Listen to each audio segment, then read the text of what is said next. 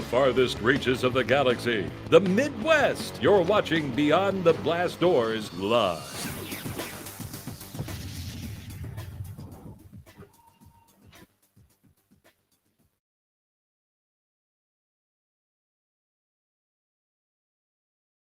We are live on a Wednesday night. Beyond the Blast Doors Live has returned. I know it's a borderline miracle myself. I didn't think that this day would come for a very, very long time. But nonetheless, here we are, and we're so glad to be with you in this moment. It is, of course, oh my gosh, Scotty, just loud volume, very loud. That is not how we rehearse this intro. It's okay. My audio cut out once already. You know, it's like I said, the show is like a falcon. We haven't flown it in like a month. She's a little rusty, but she's got it where it counts. Hey, we're excited to be talking Star Wars with you for tonight. It's been a long time. It's been a balancing act between personal life and work for all of us. And we're just glad that we're able to gather around. So have a drink, get some food. Oh. We're talking about a lot of Star Wars stuff this week, a lot of Mandalorian conversation because we think that we know the Wookiees are showing up. We might have an idea of what planet we're going to. We think we know when production starts. We think the Mandalorian's going to live to see season 4. We already knew that. That's nothing. That's nothing new that I'm telling you about. But also, I'm really excited because Hasbro dropped those Black Series figures. We'll get into that. Plus, Scotty went to freaking Galaxy's Edge. But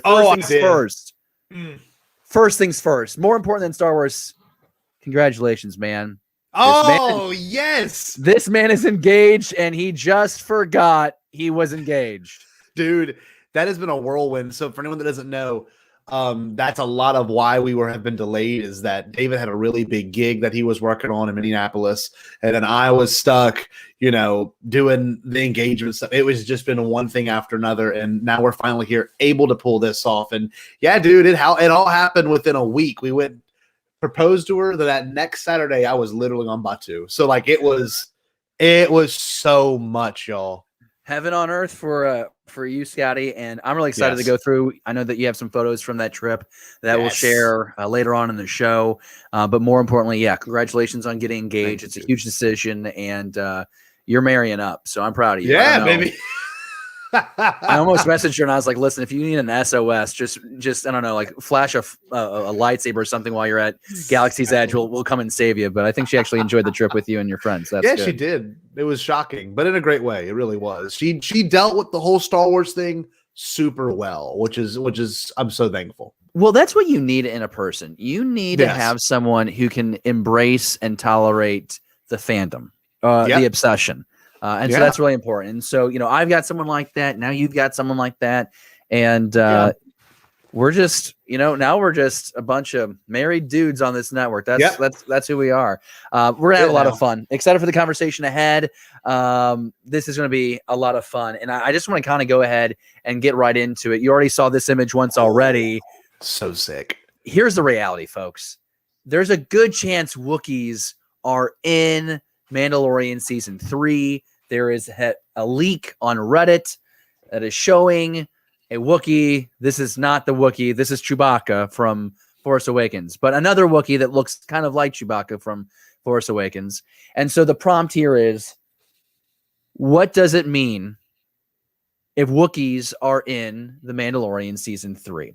And so not to be over dramatic, but the storylines that could exist should Wookiees arrive in Mandalorian Season 3, I think we've isolated 3 really good ones, Scotty. So starting off number 3, this could just be a background character. True. I mean, and Dave and John love their OT characters. So, I mean, let's bring it there, right? Let's bring some OT back into it. They brought in the Gamorrean guards the last season. That was so cool. They also brought in the Quarren, like full-on scenes with Quarren and Mon Calamari. So, yeah, even if it's a background character, by all means, let's do it. That's still awesome.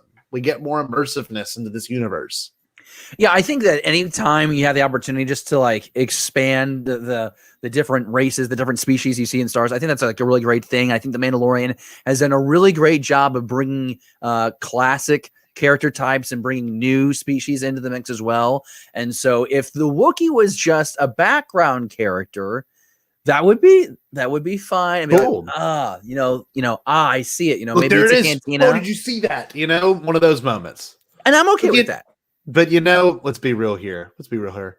they're not just going to leave it at that. There's no way. There's just no way to me. There's just no way. So on number 2 on our list here, okay, what if we're going to Kashyyyk? So think about this. Right now, we have a couple storylines in The Mandalorian that we're aware of. Bo-Katan wants that dark saber from Din. Yep. Grogu has gone off with Luke Skywalker. Just even crazy to say.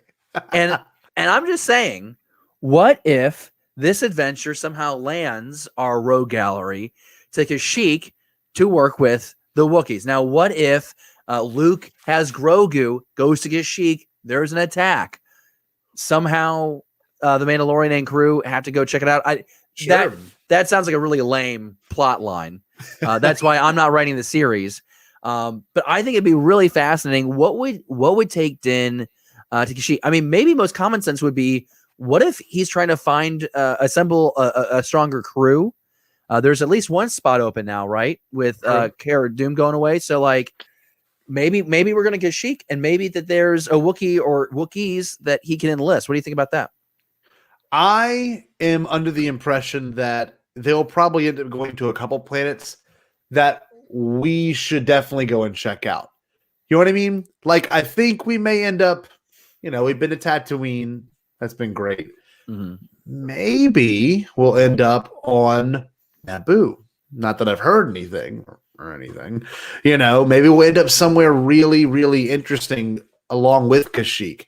And maybe they're looking for something there. Maybe he has a bounty he needs to go after. Because he doesn't have Grogu anymore. That means he might actually go back to that job and maybe redefine himself. Different man. I'm really curious. I always liked Kashyyyk. I had hoped we could spend more time there in episode 3. Just because the whole aesthetic of it, and then getting to play it in those original Battlefront games was always so much fun. Yes. And I think that you can do a lot there, because just like the technology and the aesthetic of Kashyyyk and the Wookiees is so fun. Everything's built out of wood and electronics, so like that's really cool. I think this would be wild if there was a Wookie Jedi. That'd be super cool. Ooh, very unlikely. Cool. Very unlikely. If you want a Wookie Jedi, go read the High Republic content. Okay. That's where you can go get your Wookie Jedi. It sounds like a terrible phrase to say out loud. Read your Wookie Jedi. If it's not a background character, if the Wookiee is not a background character, and the Wookiee isn't going to be on Kashyyyk because that's where Din Djarin and company are going, then there is a character favorite from the comics, Black Chrysanthemum, which is the Black Wookiee bounty hunter, and maybe Din could be going to Kashyyyk to find Black Chrysanthemum. Now, I love something like that. Yeah, you love something like that, but the rest of the world's going,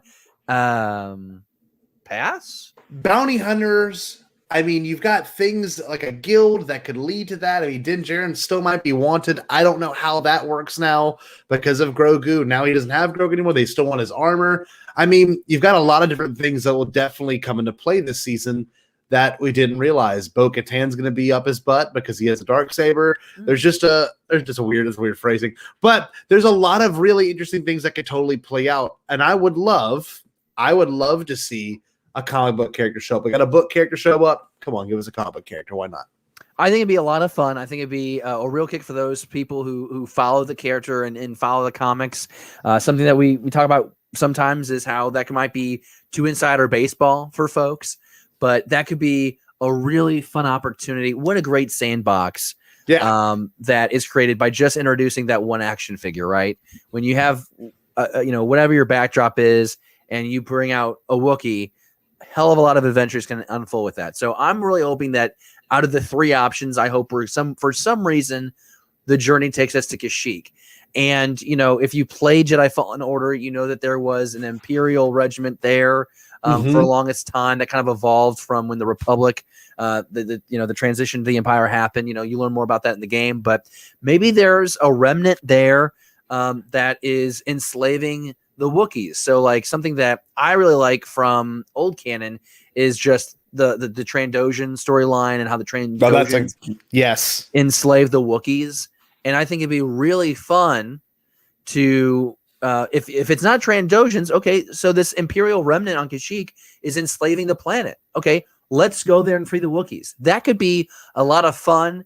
I do think though that a lot is pointing towards going to free Mandalore, and so I just don't know if that's going to be like a season 4 thing, and we'll do this Kashyyyk conflict in season 3. I've just made up this Kashyyyk conflict. This might not at all happen. It might not all happen, but we want to know what you think. So let us know down in the live chat, or if you're watching on the rewind, or you're watching this clip in this moment, comment down below so we can continue the Star Wars conversation. And if you have another idea, what does this Wookiee mean for Mandalorian season 3? If anything at all, we want to know down in the comments below. And with that, let's go ahead and shout out some people with us in the live chat, because I failed to do that off the top. It's going off. It's popping off tonight. Yo, we got Matthew. We got Andy from Holo Chronicles. Andy, thanks for stopping by. We got Podcast of the Wills in here. Mandalorian Saber. Pete's with us. We got Mr. Rez. Jackson's with us. So we got a full crew, and we're just, again, appreciate you giving us some of your time tonight. We took a month off. Scotty had to get engaged. We're fine with that. He had to go to Galaxy's Edge. We're okay with that. And for work, it's just been crazy, dude. Minneapolis was insane. I couldn't even imagine. I covered the first 3 days, the trial for the company that owns my station. And so went up there, and day 1 was just a couple hundred media. I couldn't even imagine. The next 2 days, it was almost like kind of like empty. I was really surprised. And, I don't know if it was the weather. I don't know. I think a lot of people just kind of assumed there really wouldn't be any kind of a gathering until the verdict, closing statements. And so that's what we witnessed in the last 48 hours. I'm just assuming that everybody at some point turned on the TV, went to stream the news, went to Twitter, and was trying to find out. When we found out, yesterday afternoon that verdict was coming down at 3:30, I kind of felt like the world stopped. And so, this isn't a political commentary show or a show that looks at societal norms, but here I think that we got to witness the justice system work and do its job. And I think that there is clearly a conversation that has to continue about how we can all do better in the country. And it's going to be interesting to see how our country uses the Chauvin trial and the death of George Floyd as a stepping stone to move forward. So that's what I did. I was in Minneapolis covering the trial for a few days, and then had a change of work schedule. And so, like Scotty and I mentioned earlier, we're just really trying to find a balance. We're pretty clear that we like to get together once a week, and we just like to talk Star Wars. Here's the things that are going on right now, and here's what interests us. We think that you're interested in them, and so we kind of hodgepodge all the big things, and that's what this is. I mean, it's a chance to hang out. And we like having the flexibility that when the personal life, the work life, have to take priority, then they're going to take priority. So we're just glad to be in the saddle again with you guys here tonight. And the next topic means we actually get to bring in a new guest, not a new guest. It's a familiar face to the show. It's Marie Wilson of BeyondTheBlastDoors.com. Star Wars Comics is unreal right now. And I feel so bad. Marie, because there have been so many comics that we have not been able to talk about because of our pause. There was a pause on the J&J vaccine. There's also been a pause on Beyond the Blast Doors Live, but we have resumed. And J&J will probably resume by Friday, according to the president, but we'll talk about that not ever again, actually. Just that's not why we're here. But, get a vaccine. You're helping yourself and those around you, whether you believe it or not. I get my second one tomorrow. Congratulations. Nice. Did you get Pfizer or Moderna? It's like Pokemon cards. Do you have a Charizard? Which one do you have? Pfizer. I got Pfizer too. That was the one that I wanted. Highest efficacy amount. Moderna was cool. It came out, but it wasn't like, I don't know. Pfizer sounded really badass, and I got some stock in it now. And the J&J shot. The thing that makes me super it's effective. You should go get it. It's one shot. Boom, you're done. And especially now that we know that we're probably gonna have to get an annual booster, it's why it doesn't at this point. It doesn't matter. I do understand blood clotting is a serious issue, so I'm okay with them pausing it. I got the Pfizer. I didn't have any side effects. I'm one of the few people I know that haven't, and so anyways, I'm kidding. I'm kidding. People hate me so much. You know why? But that's all right. It's really okay. I'm just here. I'm here to kick back and relax. That's why we're here. And we're talking Star Wars comics. I got distracted. Marie, Whoop, whoop. we're glad that you're here. Star Wars comics, it's April 2021, and we got to get caught up to speed. In the time that we last saw you, Dr. Aphra number 9, Bounty Hunters number 11, The High Republic number 4, and 3 came out. We had Dr. Aphra number 8 drop. And what else do we have? High Republic number 3. Wow, it's been a while. Oh, Star Wars number 12. Oh, okay. So, I mean, we're going through the list here. Clearly, there's been some adventures of all those titles that I've rattled off to you. What is the line right now that you think is separating itself from the rest as far as quality storytelling that we should be paying attention to? I think that High Republic is really doing some interesting things. For example, Skier, the Trandoshan Jedi, the Dringir basically take him over and he has a vine arm. And that's pretty cool. It's a really neat visual. He's got like vines coming all over him, and he's got like his he had his arm amputated in a battle, and now his arm is a Dringir vine. I think Star Wars comics are great because it can get weird. Yeah, and they can get real weird. Yeah. And like the more weird it gets, you're just like, well, it's just the comics. You know what I mean? Like, I'm not trying to slam anything, but It's true. the comic world is so separated from the main storyline. And I think it's interesting that you called out the High Republic for being your favorite right now, because I think that there was, for the people paying attention, I think there's a lot of pressure on the High Republic. Del Rey, Lucasfilm, Star Wars makes a big deal out of, oh my God, what was it? Project Illumination originally? Luminous. Illuminous, that's right, Project Luminous. And then the High Republic finally gets unveiled. And this is like the event. Like, other than what you're watching on Disney Plus, this is the thing. This is hard book. This is comic. And we're going to eventually have this tied over into Disney Plus. And so we have to, with the Acolyte, right? I remembered it's been a month, but I still got this in my head. Yeah. So I'm, I like that there's a separation. It seems that High Republic is really meeting the hopes of fans. Charles Soule book, Light of the Jedi, is super popular. Everyone's raving about what we've gotten from Claudia Gray. I know the Kevin Scott stories have been out of this world. At least that's the feedback that I'm getting from everyone. I'm behind. I haven't had time to stay up to date with it. I'm still making my way through Light of the Jedi. Scotty, did you ever finish that book? Finish it. I really like the ending, actually. I like, and it might be the only one in the High Republic I read, but you've got really good content creators like, Star Wars Explained that you can always go to if you want to update on terms of like big books and stuff. So, I'm happy with what I read. Will I keep going? Maybe it's that ties directly into the Acolyte. Heck yeah. So it hasn't been my 100% cup of tea, but maybe it's because where I'm at in my life, just things are getting a lot busier. So we'll see. I mean, summer's coming up. I can definitely touch back base with the High Republic again. So down for whatever. Yeah, I'm curious to see how it plays out. Obviously, the next phase is about to kick into gear, so we're looking forward to that. Mm-hmm. So obviously High Republic. Okay, so that's the standout. I will tell you this: Bounty Hunters number 11. I'm not reading Bounty Hunters. I think that it's just not for me. It's just not that. It's a little too insider baseball, and I think that's part of the reason why I'm having a problem with like High Republic is because it's all so new. And it's all just, I don't know. I feel like I'm having to work at times, but the covers on the Bounty Hunters series has been stellar. Sick. If you want to cover art, I'll bring this one up for you. And I just think it's worth showing off. Of course, this is going to be shown from the review that Marie Wilson did for BeyondTheBlastDoors.com. You can find her reviews every week on BeyondTheBlastDoors.com. This thing is gorgeous. So this is Bosk, and it honestly, it almost has the textures of an Art Germ cover. That's the quality of this. I'm in love with it. Wow. Yeah. The blade, the shine. If you look really closely on the bottom corner, I'm gonna see if I can bring it up. Well, that's not helpful at all. What is that? That's not helpful at all. Okay, so I'll like scroll down.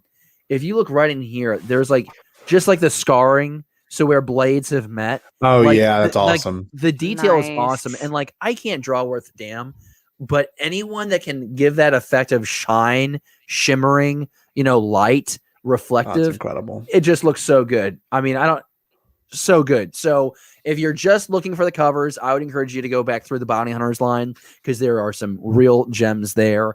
And I think my problem is because I got so invested into the Vader runs that unless it's Vader, I'm really just having a hard time staying focused. And hey, Marie, it's been a while since we've had a Vader comic, huh? Yeah. I do want to say about Bounty Hunters that issue 10 was really, really good. And Okay. I was like, okay, so things are picking up. It's going to continue this way. It's going to be really awesome. And then issue 11 was a random offshoot story about Bosk. And I was like, wait, what? Well, But Interesting. because isn't that crossover event still happening? Yes. Right. So it's like Boba Fett taking Solo to Jabba the Hutt after Empire, right? yeah, And so like And- that's coming up in like what, September? it looks like it's coming up pretty soon, at least the prelude Oh, issues. it might be July. I think I remember So- that correctly. Yeah, because the next issue of Bounty Hunters is the prelude issue of that series. The next issue of Afra is the prelude for that series. So Interesting. they're starting it up like next issue for Hmm. those two at least. But one thing I did really I like is you have Valence, who's the main character of the Bounty Hunter series, and he wants to go after Boba Fett, but it was him knowing that Han was in his possession that really spurred him on. So he feels a gratitude towards Han from their time in the Imperial Academy that I think is really fascinating. So there is some depth to that comic. It's just sort of hit or miss. Well, yeah, and I think that's how the comics are for a lot of folks. I mean, Jesse, I just threw it up there, but I'll bring it up again. I personally don't like the weird Star Wars comics. Well, nothing's weird. I absolutely hate with a fiery passion the Screaming Citadel miniseries. I loved that one so much. I thought it was weird.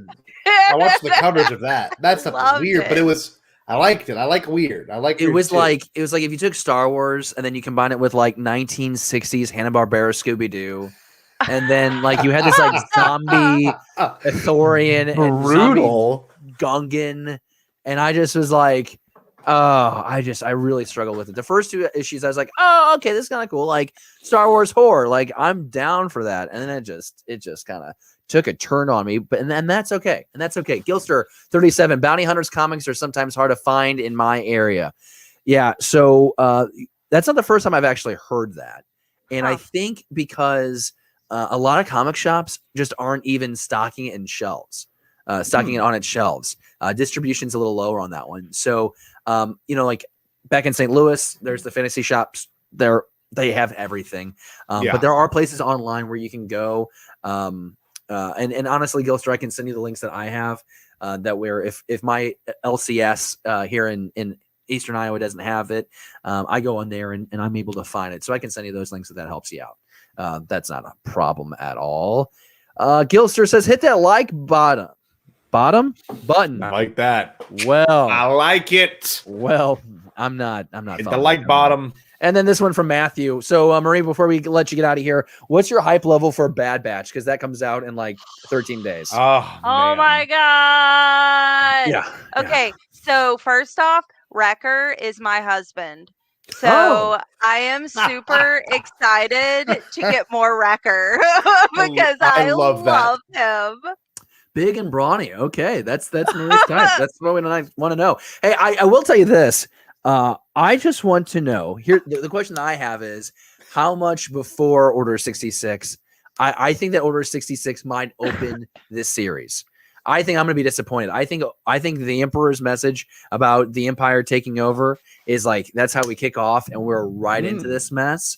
Scotty, Scotty, what do you think's going to happen on I May the think they're going to 4th? be in the middle of a mission, and they're going to be something's going to happen, and they're not going to feel the Order 66 because they are altered clones. Okay. So they're going to arrive back to wherever, and they're going to be like, "What the hell is happening? Why are they all so, stiff and not themselves?" And I really do think we're going to see the phasing out of clone troopers at some point. I think they're going to be doing everything we've always wanted answers for, and it's still considered a prequel, which makes me beyond excited. I'm honestly I am probably more excited for this, what the potential is, than the potential for anything after Return of the Jedi. It's just we have a really fertile ground to mess around with, And like I said, my preferred would be between the Phantom Menace and Attack of the Clones. That's a whole different day. That's a whole different story. That's my preferred. But I'm happy. David, I don't know if we're gonna get, Order 66 right at the beginning. You realize, we know this. The first episode is 70 minutes. 7-0. So that's gonna be a great thing to enjoy on May the 4th. Oh my God, it's gonna be awesome. Do you think it's one episode or do you think it's like a double episode? What you mean in terms of like? I think it's going to drop as one. It's going to drop as one thing, but it could be a whole arc. I'm skeptical. So like, okay. I think that every episode. I thought every episode was going to be like 23 minutes. Yeah, and so me too. I just kind of assumed. But yeah, maybe this is just all three. I have no freaking idea. Maybe this is a big arc. I don't know. I'm looking forward to it. I'm curious to see what the dynamic is here. Okay, if we think that all these if these clones in Bad Batch don't have their chip, do they express any loyalty to the new Empire? Do they go, do they try and go rogue and be bounty hunters and be independent? I don't think that they have to be dead by the end of the series. It's a big galaxy, and I think it's going to be really interesting to see where this takes us. But I want like nitty gritty, like I want like new Empire. I want to explore how that Empire is being formulated and what that transition between the New Republic and the Empire looks like. I love that. I want a lot of Imperial officers. I want a lot of mouse droids. These are the things that excite me when I think about new Star Wars. Marie, I'm excited about Tarkin. Dude, Tarkin is in it. Steven Sand, baby. I'm so excited about that. I love him. Sick. So he does a great he portrays that character so well. And Marie, don't you think there's like a level of legitimacy with the Star Wars story when Tarkin is involved? It feels like real Star Wars. Yeah, it does. So maybe because you guys didn't meet me with much, maybe you guys don't really agree, and that's okay. No, I just think like Rogue One, when Rogue One was going on, I was like, oh my God, this is great. And then when Tarkin shows up on the screen, it's like, yep, you gotta be freaking kidding me. And then when you see the Death Star in the shadow, I lost my mind. It's the best new Star Wars movie. Don't get at me. Okay, great. Well, Marie, this conversation was a little scatterbrained. I'm going to be honest. There was a straight line, and then we kind of tangented all over the place. But I still love you nonetheless. And we really appreciate what you do for BeyondTheBlastDoors.com. People want to continue following you to talk Star Wars comics or ask you about other things. You're also like a trivia mastermind. What's going on? You were involved with the Collider Schmodown, right? Yes. So my first match aired March 4th, I believe. It's available on YouTube. So if you'd like to see me kick some Star Wars trivia butt, then go check it out. It was a great match. It was a lot of fun. You did really well. Really proud of you. I didn't know if I was allowed to spoil the ending, but I think we just assumed that you won it. So definitely go check that out. I saw that you shared it on Twitter. So be sure you follow her at Alia Morgaine, and may the force be with you, my friend.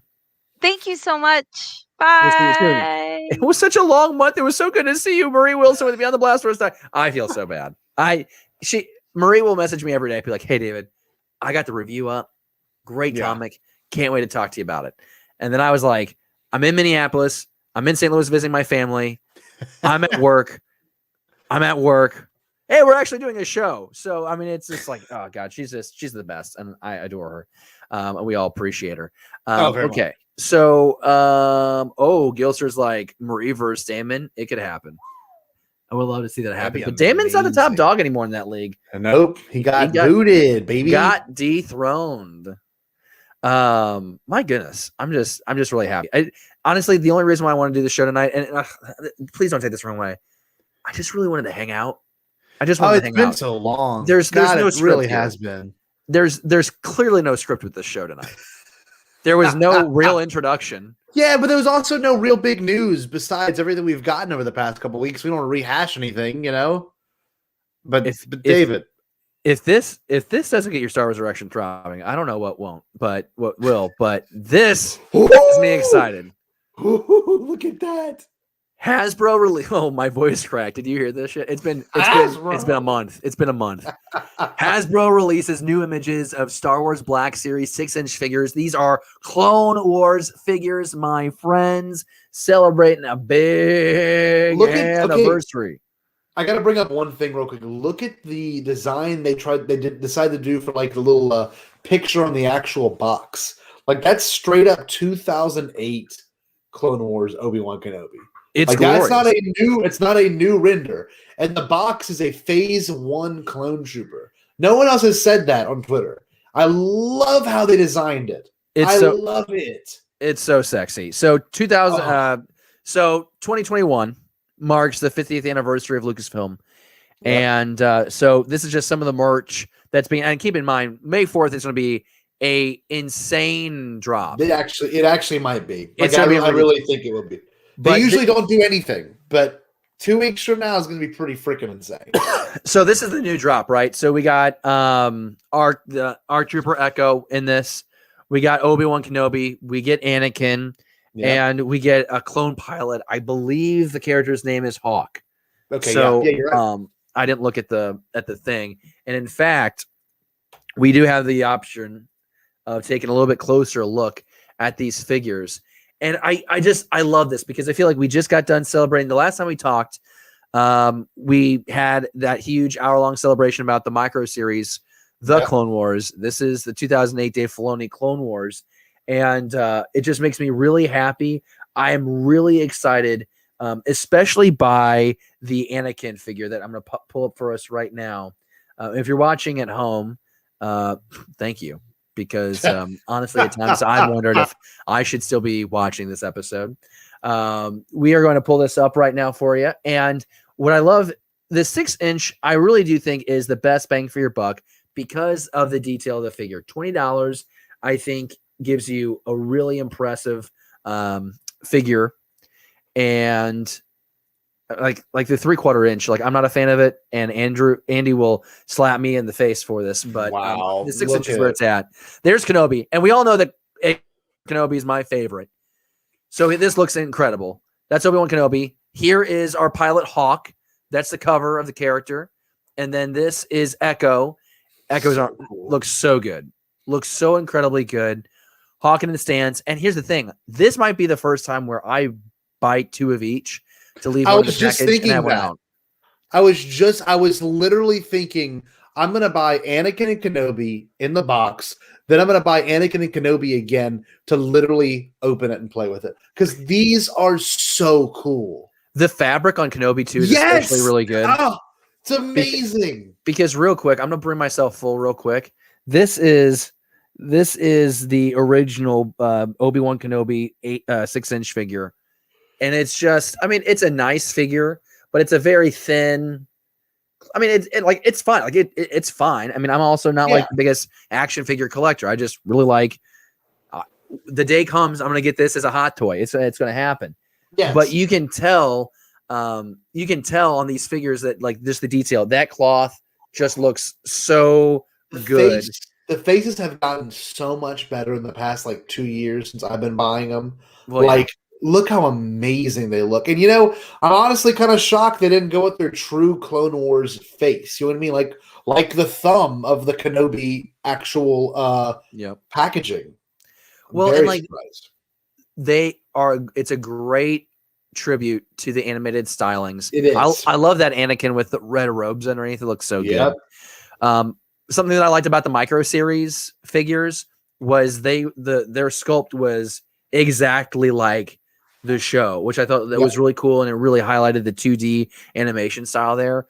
This is a good blend of like what the quality of the Black Series figure is, but also what we saw in the animated series. So super happy about these. These are going to cost you a little bit more than that $20 price that you're used to paying for your Hasbro Black Series figures, but they're going to get our money. Are they 24 or 25? I don't remember. I thought I read 25. That's I not think it might bad. be That's how 25 much with Jar Jar tax. was. Jar Jar cost me 25. So. Well, yeah. I only have Jar Jar because you're my friend. No, that's not true. That's a great looking figure.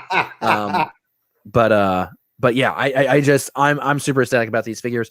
I like to know what people think. Yeah, everyone in the live chat's like Kenobi. Oh, look at it's so sick. It's the standout. And my thing is, I'm really thankful for these 4 figures. I don't want to be unappreciative, but like I would like a really nice, like a really solid Padme, like Clone Wars. Like you could have her from I'm blanking on the planet, but there was like that arc where they're on the snow planet. You could have done Padme from there. You could have done the Corbus arc. I'm just trying to think of other scenes. Like we need Padme. There should be a Padme. There should be. And you know we've gotten several incarnations of Ahsoka as of recent, so I'm okay with not seeing her pop up. But you know what? We're gonna get more. Yeah, these 4 are great. Would love to see more. Come, to commemorate, the release of Bad Batch, especially May 4th is going to be a day that we're going to be like on pins and needles. I don't think that we're going to be able to do like a special report like we did for the Disney investor call back in December. But hey, David, if it's that good, I mean, we didn't realize how good that day was going to be, and we lucked out. But Hasbro's not doing like a presentation, right? They're just no. All I know is that it's been rumored the possibility of a Cassian trailer or even something along the lines of a Kenobi, test footage. But that's me holding my breath, getting excited. Okay, so this is great. I always appreciate people in the live chat giving us update. I was right. $25 with tax. Matthew says this is Target exclusively, I believe. Wow, that's what Jackson in the live chat is saying. No, I'm sorry. That's what JD is saying. Okay, Gilster. Okay, here's valid statement. Still no young Anakin or naked C-3PO. That'd be great. Phantom Menace Anakin, I'd be cool with. That'd be Jake Lloyd Anakin. That'd be crazy. Yeah, that'd be really cool. I'd be into that. Wow. Jesse says Lego is supposed to announce some new sets. Dude, oh my gosh. I don't know how you feel about this for future episodes. I still have my Slave 1. I have the Razor Crest. I've got 2 of those clone battle packs. Like I've got Legos to build. I wonder, do you have any Legos? Do you need to build? I'll buy one. If I don't, I mean, come on now, you know me. I'm gonna go out there and buy one in a heartbeat for you, dude. I almost wonder if that's the next episode should just be a build, or maybe it's so hard to do it on the weekends right now. Yeah, that maybe that's what we should do. We should just do a build. Take some time to get it done. Look, we can do over the head cameras. Chat, if you want something like that, let us know right now. Because let us know. Jerry and I had our phones hooked up and we did over the shoulder cameras when we were opening cards last week. So it could work. It really could work. Let's do that for real. Okay. So that's where we're gonna consider. Listen to the live chat. You'll decide. We'll take a look at the final poll by the end of this episode. Last topic here on Beyond the Blast Doors Live, episode 112. So glad you're with us. Scotty freaking J-Ro in front of the Millennium Falcon at Galaxy's Edge, wielding a green lightsaber. The only part about this I don't like is his blade is green. But other than that, this is a flawless photo. Scotty, listen, the floor is yours. I'm going to go ahead and add your slideshow in here to the stream, and I just want you to take us through Batu. This is on PowerPoint. What are we? I'm going to stop talking. You middle school teacher. Yeah. Look, so to give you the full rundown, and I know my Wi-Fi is acting up a little bit right now, but that's okay. As long as you hear my voice, you're good. So, y'all, incredible. Let me tell you the reason why I went at the time we went. Most people are like, why would you go during COVID? And that was a lot of the questions I got asked by my students. I said, look, everyone has to be socially distanced. All you got to do is keep your mask on. And the wait times, I wouldn't say are in half. I would say they're about at 75% of what they normally are. So any ride that you're used to doing, if you've been to Disney World, like let's just do a rough example. Space Mountain. Space Mountain's usually about an 80-minute to 60-minute wait. Okay. Yep. Well, it's usually about 40 minutes right now because there's so much space. The only thing is a lot of the queuing that you're used to doing is all outside because they had to space everyone out. Now, I was told to go. The reason I was told to go is because I got a phone call from a really good family friend, and he was like teary-eyed. He goes, "You got to do Rise of the Resistance." And I said, "All right, well, I got a week off for Mardi Gras. I have a week off for Easter. Let's do it." And so here's some images. All right, that is the lightsaber I built. I want to show everyone on the screen. David, can you pull me big real quick? Oh, absolutely. I've got. Let me make sure I can see my screen too. I've got this saber right here. It's beautiful. Okay.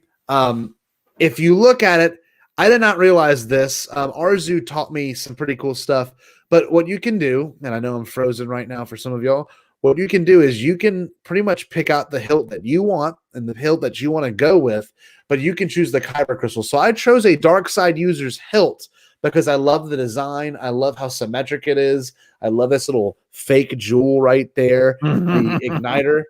The igniter is really sick. So I chose this. Yeah, dude. So go to the picture. And I didn't realize this.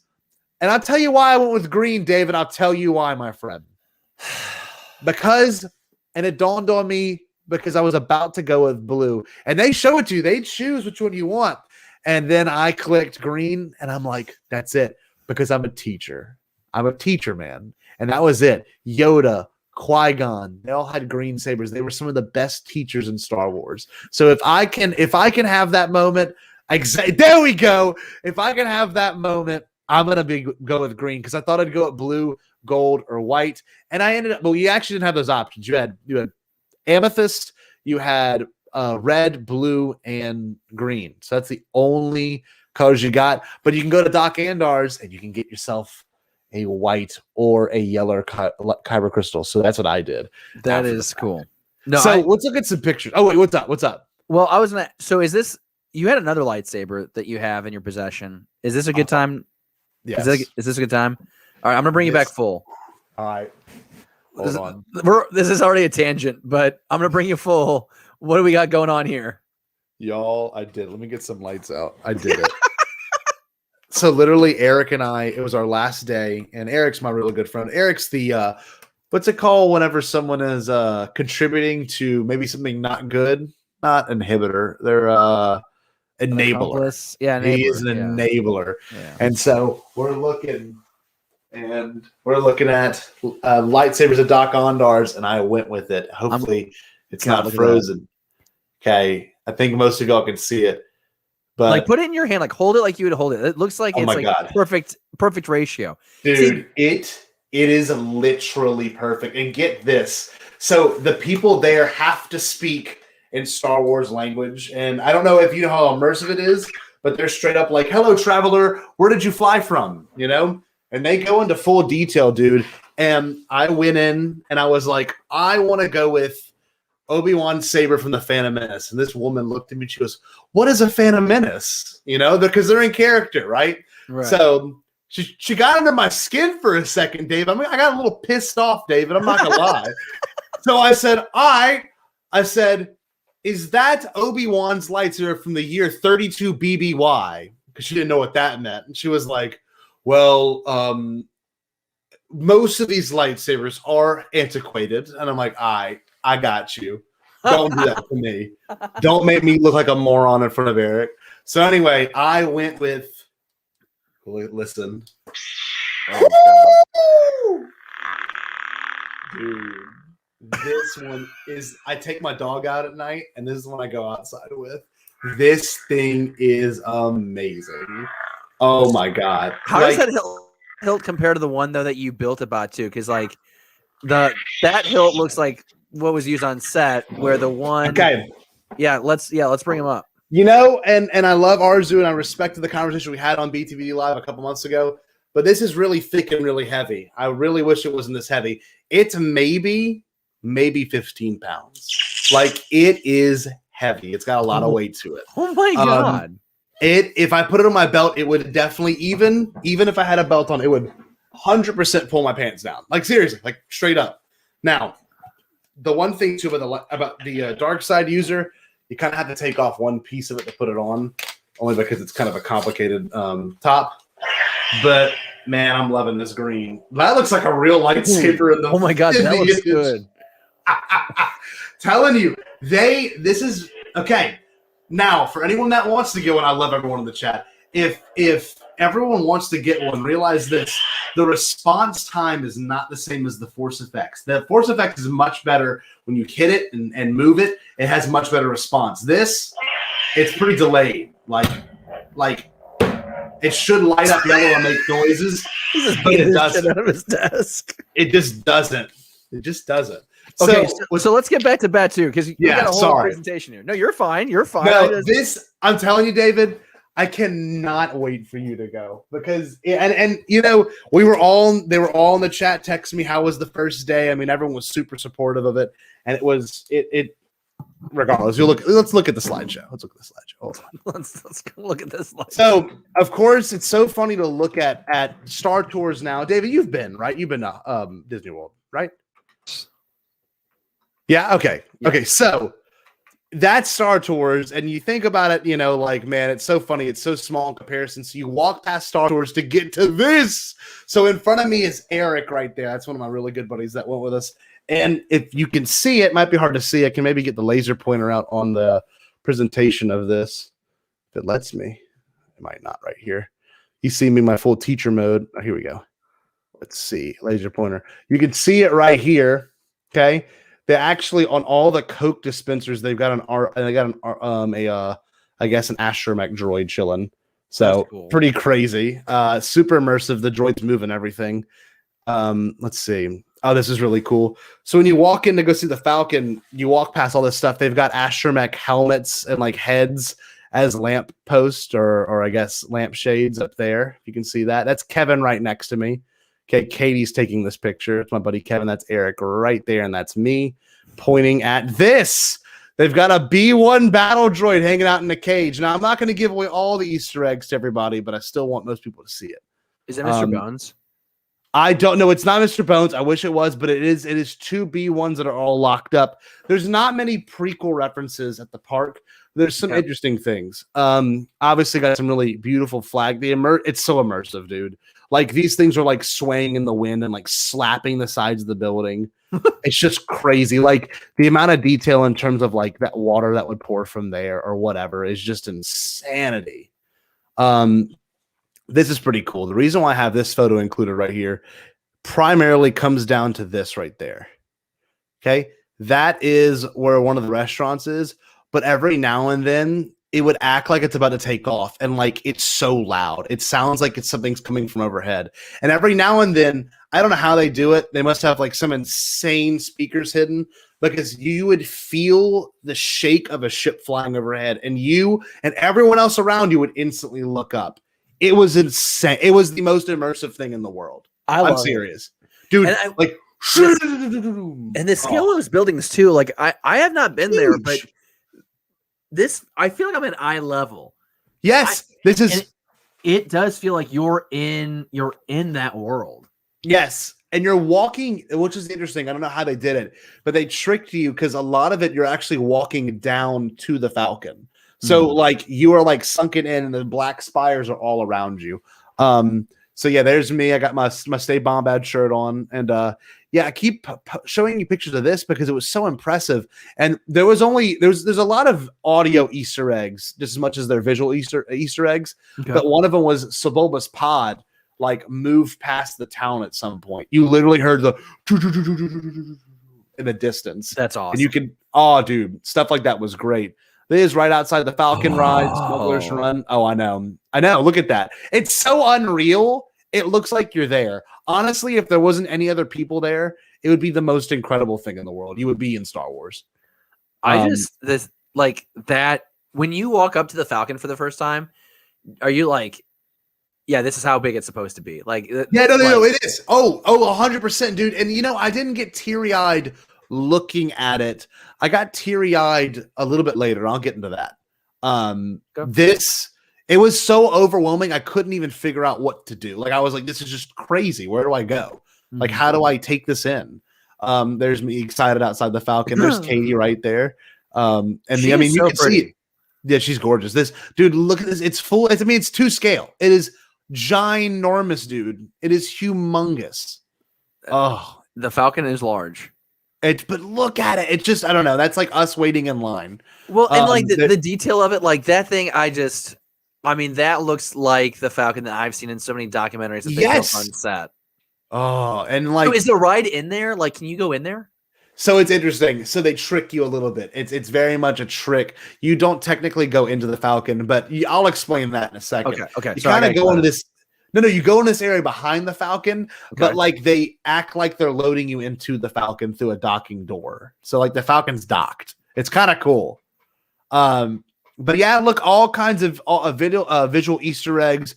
People playing Sabacc. They've got Mandalorian card coins. They also got Imperial credits and stuff. All kinds of cool stuff in the queue. They've got a giant. It looks like a pod racer engine almost. But this is like waiting in line to go to the ride, and like every now and then this engine will like spontaneously just like come on and like start shaking, and then it'll stop. And then a voice overhead is like, all right, we ran it too fast or whatever. It's so cool. There's Eric right there in the Falcon. So you pretty much walk onto the actual Falcon, and it's to scale. Like it is like if they would have let us bring a professional camera in there, we could have easily have done the Chewie we're home moment. Like seriously, that's what it felt like. It was so incredible. And that room is my favorite room on the Falcon. Like, it's not the cockpit. Yep. Like, I would want to be in there where the couch is, where Luke does his training. Yep. Yeah. Hell yeah. There's Katie and I waiting. And how they did it was really cool. They gave you about like 5 minutes to kind of walk around, take it all in. They've got like porg nest everywhere. I mean, they've got all these small Easter eggs. They got the gas mask from Empire and everything. I mean, like, I don't want to give it away for too many people, but you can see a lot of Easter eggs right there. Look, you got Luke's training ball and helmet right there. If it'll move over. Mm-hmm. Yeah. So you can see it right in the back right there. That's obviously where they play. I almost want to say Dejeric. Is that it? Yeah. Yeah. Okay. Cool. And those buttons work. Like seriously, you click on them and everything. You'd flip the switches. Then that's us actually at the end of the Falcon ride where we became really good friends with the two people in the back. They were the two engineers. I teared up at one point in this ride because like you got Hondo yelling in your ear, you got Chewbacca yelling in your ear. You're like, you're making yourself go into hyperspace. Like it was just, dude, it was just crazy. Now this was not the ride I freaked out on for anyone wondering. It was Rise that I lost my mind on. The Cokes. And David, you were at Celebration. You remember this. Oh my gosh. Cokes. Yeah. How much was that Coke? $6. Oh my Jesus. Was it worth it? A little bit. I mean, a normal Coke at Disney's $4. So do you get to keep that can? That container? Dude. Yeah, it's right up there. It's literally on the top of my shelf. I also kept the Dasani bottle. The Dasani bottle is pretty cool too. I sent Jerry the Diet Coke bottle because I sent him a little care package. Look, there's Katie with the Diet Coke. One's like an ad, which was really cool. They didn't taste any different. I mean, look at that ring on that finger. Oh yeah, dude, that thing's popping off. Everybody, look at that. That big old rock. That's a whole carrot there, baby. Scotty Zero. Oh, okay. Listen to you stud. I love you, dude. I'm telling you. And look, there's Eric. He's got his Revenge of the Sith shirt on. I always like it's like we're talking about Katie, and then it's like, oh, hey, here's Eric again. Yes, dude, get this. Eric's actually going to be moving right around the corner from me, so he might be on Bombad a lot more. But anyway, so like, I mean, lamppost. I mean, you name it, everything, even the handrails. Look at the handrails. That's Star Wars. It's just the craziest thing. I didn't know there were handrails in Star Wars, honestly. Yeah, for real. Exactly. They shouldn't be. And then, like, if you can look, like, even the concrete is worn down right there. I don't know how they did it. I don't. This is one of them. You can go to eat at the Ronto wrap place or something. It's like a Ronto. It's heated by the pod racer. How good is the Ronto wrap? It's actually pretty good. It's interesting. It's like a gyro, isn't it? Yeah, it's just exactly. That's what I was gonna say. So it's like got coleslaw on it. It's pretty good. It's not filling. I mean, nothing at Disney's really filling, but this is some pretty interesting Easter eggs. Okay, so the reason I wanted to show this in particular, I don't know what that says in Arabic, but you remember the thing that Anakin rode on in Attack of the Clones for 2 seconds? Not at the end, but on Naboo. Oh yeah, kind of. Yeah. That's one of those things right there from Naboo. Okay, and they also had the thing that Jabba flicks off during the pod racing race right here. So like, there was a lot of prequel references in really weird places that if you know the prequels, you'd get. And of course, there was your typical Stormtrooper armor and stuff that everyone kind of gets. But this stuff, real subtle. I like it. Yeah, and now this ties me to one of my favorite Easter eggs. Oh, I'm sorry. Here's the actual pod racer engine. I don't know who it belongs to, but that's what's heating up your food, quote unquote. So amazing. So amazing. Yes, there are also bathrooms in Star Wars. And the bathrooms are pretty cool too. Now, this is what got me excited. This next image. These right here might be hard to see. It's the image on the left. I'm using my little laser pointer to the best of my abilities. These things, this orange, I guess what we'd ever call frog-looking thing, is the exact one that Jar Jar gets in Mos Espa during the Phantom Menace. Like when he uses his tongue. That's the exact one he has in his mouth. And they had a bunch of things like that. They obviously got an Imperial probe droid hanging from this. Look how cool it is. This, like a net. Here's me all swagged out, just standing by a door. Took my mask off for that one. Had to get a cool picture. Let's see. Now this one might be the most interesting, David. Because people don't realize this. Do you know what TIE fighter this is? Wasn't this supposed to be used in the sequel trilogy? Wasn't this supposed to? This was the TIE, I think, Echelon or something? Yep, the TIE Echelon. And it was supposed to be Kylo Ren's TIE in Duel of the Fates. So it's really weird to think about this, that they couldn't do a retroactive, anything on this, and that it's at the Disney parks. I don't know. That kind of blows my mind, if I'm going to be honest with you. Like, I'm shocked they didn't, make this something else. So seeing it in person was really weird to think like, man, that doesn't exist in Star Wars technically. Are you able to go in that ship? No, that's the one that's a stage. So like Kylo Ren walks out of it and he does his little show. But there was a little market over here that we didn't end up going to. We went to all the fancy markets because there is a difference, dude. There is a total for the people that want to shop and the people that don't just want to get their kids like a Stormtrooper helmet that's like not even a real helmet. This is pretty cool. One area is Resistance, one area is First Order, and it just looks super authentic. This is more just for the sake of being immersed into it. I mean, there's like stairs and stuff that you can't walk up, but there's like the spires everywhere, and even like the actual plants there are really foreign. I'm gonna keep this going. There's Eric chilling. Of course, this is inside Rise of the Resistance. Do not watch any of the Disney like attractions YouTube pages for this coverage. Wait till you go. Okay. My mistake was I had watched a bunch of like the actual footage of the ride, and I kind of not disappointed, but I was like, man, I already knew it was coming. But do yourself a favor and do not watch that. Okay. So if you go, David, do not do that. I won't do that. I will wait until I get to go.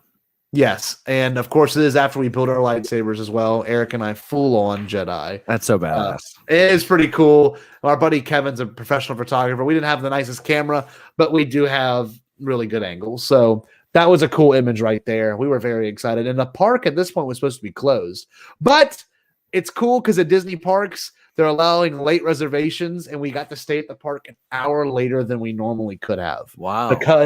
Because of COVID restrictions, and the restaurants are still open, that extra time. So we went to Oga's, and it was actually really good. Like seriously, really good. I was blown away. The coasters, which I still have, I'm going to get them. A friend of mine does epoxy work. I'm going to get her to put it in epoxy so they'll be permanent. But my Ewok, I love that. Look at that. That coaster's so great. They've got a Gamorrean Guard one. They had a Bantha one, and I think we got a T-16. Is it T-16 Skyhopper? Whatever Luke and Biggs fly. We have one of those too. Mm-hmm. There's the crew right there enjoying a nice meal. And they had really weird charcuterie board that we got. It was fantastic. So How did you images? How did you pronounce that? It's charcuterie. Charcuterie. Oh, I said charcuterie. Charcuterie. Yes. So I love that. No, I don't teach English. Teach science. So at one point, the coolest thing about it was the coolest thing about the whole experience at Oga's is they have Dex, the actual DJ, right? You know, for the Cantina, and he does a remix version of the Cantina song. I forget the exact name of it, but the one that Figure and Dan the Middle Nodes play, and it's like a more hip hop and like upbeat version of it. So like the crowd went wild. He does a remix of the Jizz. Yes, he remixes your jizz. All right, so we got it at night. Okay, this is about 2 at night. It was so atmospheric. Oh my god, it was gorgeous. And also for anyone that does not know, you can spend $10 and get a really nice spork. Sounds stupid, but I use it in my classroom because I usually eat a little meal after work, and it's been very useful. But this is the moment that made me, like, I'm not kidding, building the lightsaber, I was straight up Rise of Skywalker weeping like I was in that reaction video. It was the coolest thing. I don't want to spoil it for anyone involved, but I mean, it's super immersive. It's exactly like 20 minutes. They give you the full runner. They show you what you want to hear. And I'm just going to leave it at this. A very special voice comes on over the I guess in your Jedi vision that you're having. And I was crying my eyes out. Oh my, I literally was like, David, like this picture, like you are the perfect you are the perfect person to go to Galaxy's. Oh, dude. And you know, I mean, it's expensive. Don't get me wrong. This trip was not a cheap trip. And this in particular experience was $220, but I will say worth every penny. And I said I did not want to leave this park regretting anything, and I didn't. So how does it work? Is this like, do you have to get tickets specifically for Galaxy's Edge? Do you get a park hopper and you can go from the main Magic Kingdom to go there? How does it work? It's crazy. So what you got to do is you buy your tickets. You don't know which day you're doing what, and you gotta have to reserve those days. So if you buy them a year in advance, I'm sure it's easy. I bought mine 3 weeks before our trip date. So every day I was trying to reserve spots, right? And then it was really stressful to get this one and to get Oga's because it was almost impossible to get it. And then for Rise, you had to get it the day of. You get in a virtual queue that morning to see if you actually get the any actual loading oh dude, it was stressful, don't get me wrong, but after this first day was done, this was all day one, okay? Literally, dude, all of this was that first Friday, whether that was Holy Friday, that first day, all of it was done, and we did everything we wanted to do. So Star Wars was done at that point. Technically I did everything I wanted. It was literally perfect. Yeah, a lot of people I've talked with have said that it's really, you can get it all done in 4 hours. Oh yeah, you can. It really, and then, you know, and then you go about the rest of your Disney experience, you know. And Matthew has a great comment in the chat. He said you can't put a price on a memory. And literally, if I could, and I said it on the Facebook and Twitter post, I said this might be one of the best days of my life, just because I did everything I wanted to do in the Star Wars world, and I'll never have that chance again. You'll never have that first day again. So if you happen to go, David, you and your wife, or, you know, I mean, literally you by yourself, you with some friends, this has to be your number one day. And it's probably going to be by myself. Yeah. Oh, I don't blame you, but dude, just swipe the card. Like, don't even think about it. I'm not kidding. Well, like, I might, honestly, I think I might just go find Kenobi's Saber. I don't know if I'll go build my own. Dude. I don't know. Entirely I'm buying one or the other. I'm not buying both. I'm not Scotty J-Ro. I'm not a high roller. I'm telling you, this was not supposed to happen. So I'm happy though. This is the next day. We park hopped back to it, and my buddy Quinn happened to be with his family there too. So there's Quinn hanging out with us. That's Quinn's brother right there as well. Big Star Wars fans. This is Katie posing up at the queue for Rise. That needs to be the new cover photo for Bombad Cast. Oh my God, you're not wrong. I wish I had gotten more. It's pretty great though. Maybe I'll smooth it out somehow. But there's a couple images like this, and that is a damn good one. You're right. This is us on Rise again. Don't want to give anything away, but you do end up in a pretty interesting place. For Look at that tie. Oh, and it's full freaking size. It's like the one at Celebration. I think 2017 they had one. And of course, that's your little guide master for one of the rides, as you can see. It's a little R5 droid. Now this is unexpected. This is something I wanted to get in just for fun. But if you are at Hollywood Studios as well, and you don't want to be in a Star Wars themed area, you want to break, they actually have what they call the docking bay area, right? And so, our launch bay, Star Wars launch bay. And what that is really, really, really cool is they've got like walls and walls and walls of concept art right here. So look at this. I mean, that's Eric and I with the pod racing, Doug Shane concept art. They've had the models. These aren't the legitimate models, but they have reproductions of like the Slave One model. They've got Death Star right there. I mean, it's to scale. It's incredible. Not truly to scale, but like the one they probably filmed with. This was the craziest one. So, and it had something really interesting on it. Oh, wow. I know.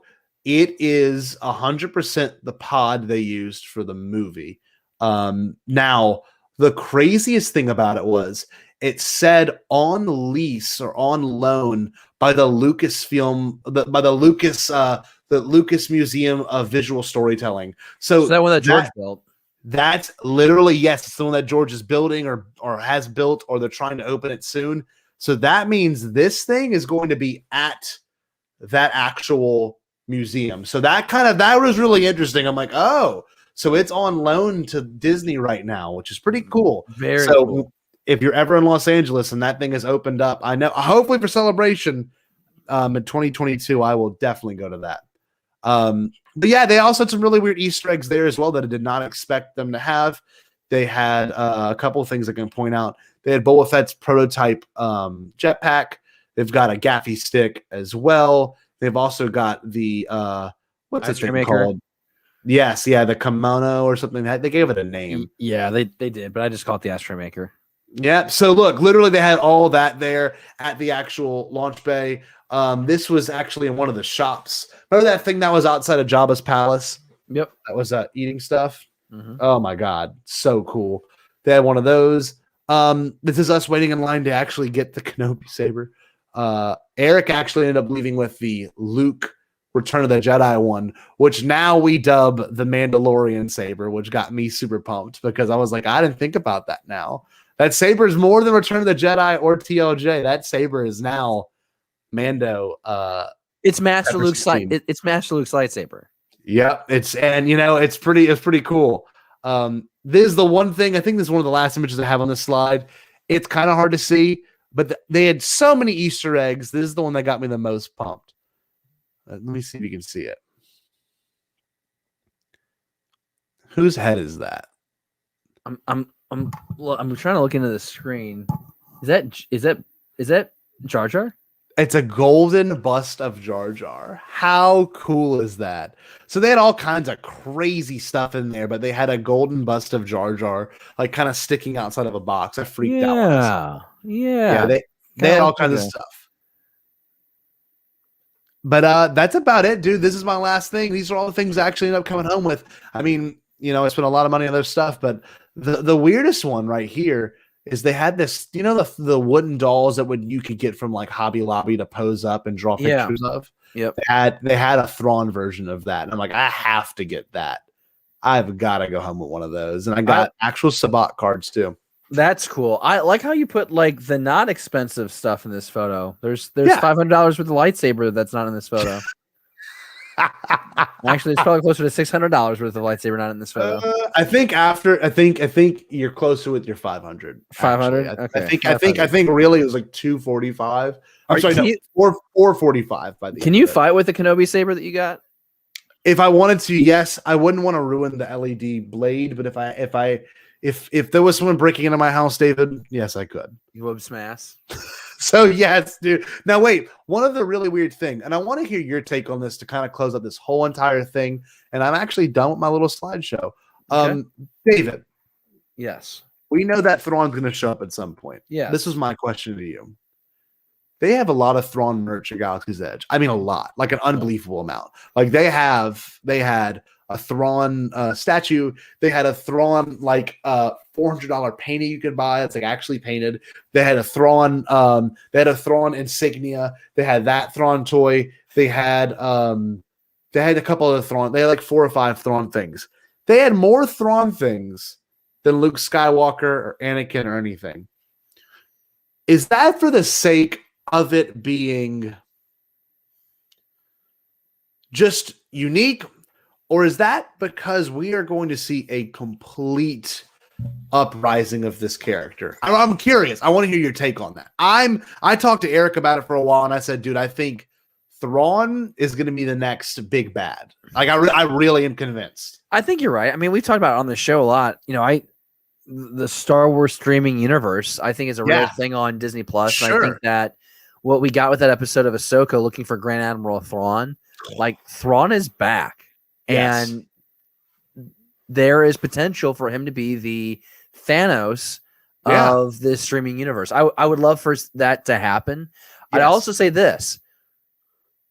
Rebels is like I know you had Star Wars Resistance, but like Star Wars Rebels is like the next real like coming of age Star Wars animation thing. Yes. And so like Thrawn was the baddie in that series, that there's like a whole generation of Star Wars fans like Thrawn is the dude. Thrawn to this generation is more intimidating than Vader, than the Emperor. And that's just where they stand. And whether you agree with it or not.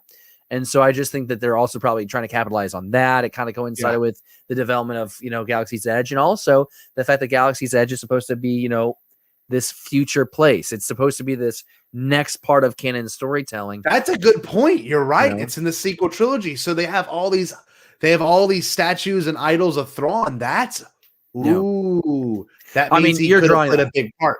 Yeah. I mean, that's what I was hoping for. And sure. And here's the thing is, at some point, Galaxy's Edge has to update. At some point, Galaxy's Edge either has to expand, and I don't know if there's space to expand, but is this the story that's just going to be told every day for the next 30 to 200 years? I freaking don't know, but I'm assuming that at some point the story there has to be an update. There has to be the next chapter to get all of us to come back. Because I really do think, Scotty, you went once.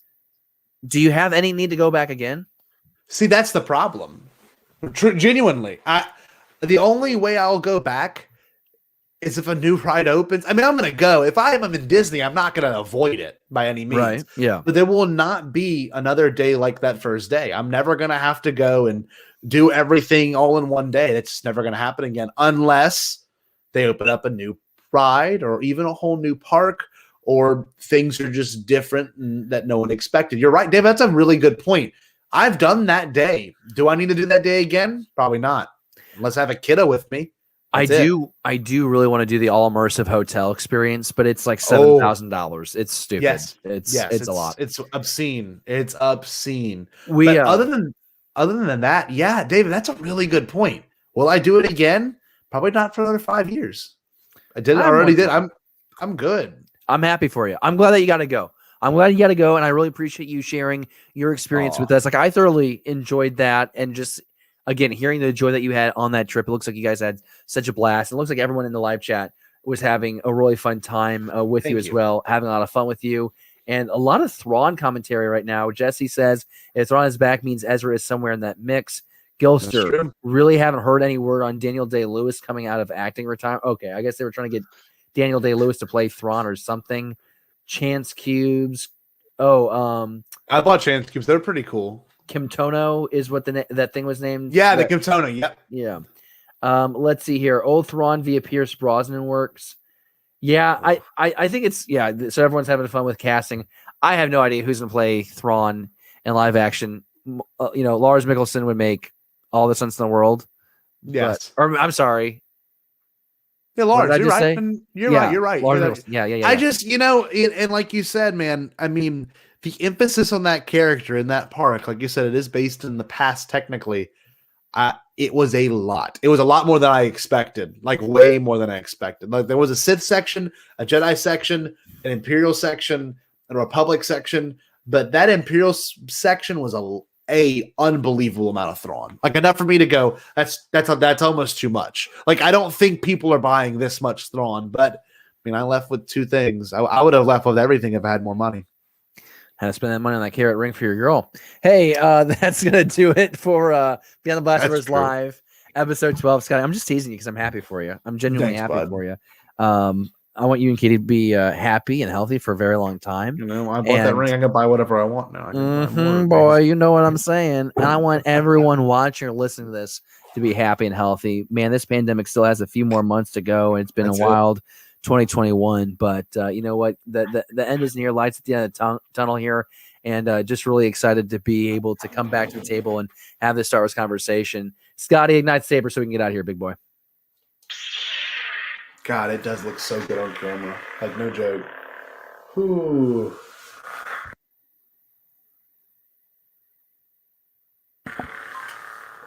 You just muted yourself. I did, yeah, because I wanted to tell my Google to turn off the lights. Ooh, baby! So sick. Look at that. Boys and girls, have a great rest of your week. Tomorrow, Bombad Cast has got our little card opening session, so please come and tune into that. But David, it's your show. Kill it. I just don't know why he has to hold it like that. We'll see you later. We'll just see you later. It's been great.